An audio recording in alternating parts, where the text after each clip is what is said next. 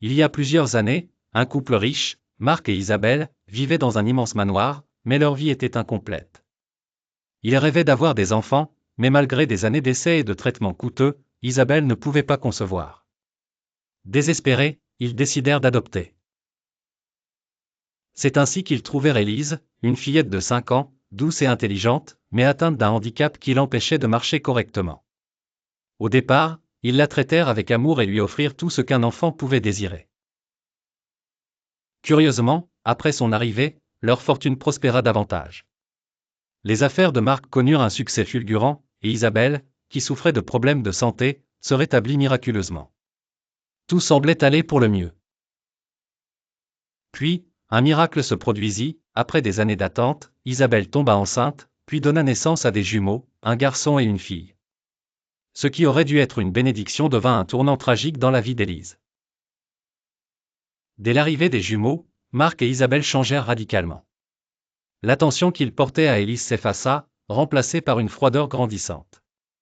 Ils commencèrent à la considérer comme un fardeau, l'accusant d'être trop fragile et inutile. Elle fut reléguée dans une petite chambre isolée, alors que ses frères et sœurs vivaient dans le luxe. Petit à petit, ils cessèrent de l'inclure dans les repas de famille et lui imposèrent des tâches ingrates. Les années passèrent et Élise grandit dans l'indifférence et la douleur. Pourtant, elle restait douce et bienveillante, priant chaque soir pour que ses parents l'aiment à nouveau. Mais ses espoirs furent brisés. Marc et Isabelle prirent une décision impensable, ils décidèrent de l'envoyer dans un internat bon marché, prétextant qu'elle devait apprendre à se débrouiller seule.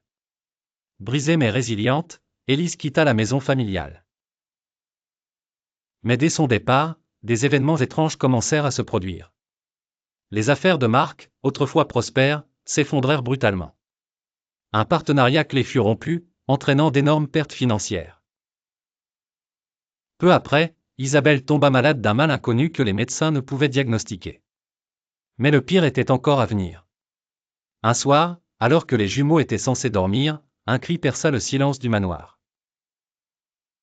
Leur fille avait été retrouvée inanimée dans son lit, sans explication. Dévastés, Marc et Isabelle firent appel aux meilleurs spécialistes, mais personne ne put identifier la cause du drame. Quelques mois plus tard, leur fils tomba lui aussi mystérieusement malade et mourut dans des circonstances similaires. Anéantis, Marc et Isabelle sombrèrent dans le désespoir. Leur richesse s'était évaporée, leur famille s'était effondrée. De son côté, Élise avait reconstruit sa vie. Une famille aimante l'avait accueillie après son départ de l'internat. Grâce à leur soutien, elle était devenue une jeune femme forte et épanouie. Son handicap ne l'avait pas empêchée d'exceller dans ses études et de fonder une entreprise prospère. Mais jamais elle n'avait oublié ses anciens parents. Un jour, elle tomba sur un article relatant la chute des affaires de Marc et Isabelle. Elle apprit aussi la perte tragique de leurs enfants. Malgré tout ce qu'ils lui avaient fait subir, son cœur fut empli de tristesse. Poussée par la compassion, elle décida de leur rendre visite. Quand elle arriva au manoir, elle trouva une maison délabrée et 2 silhouettes méconnaissables. Marc et Isabelle étaient méconnaissables, rongés par le chagrin et la pauvreté. En la voyant, leurs yeux s'emplirent de larmes.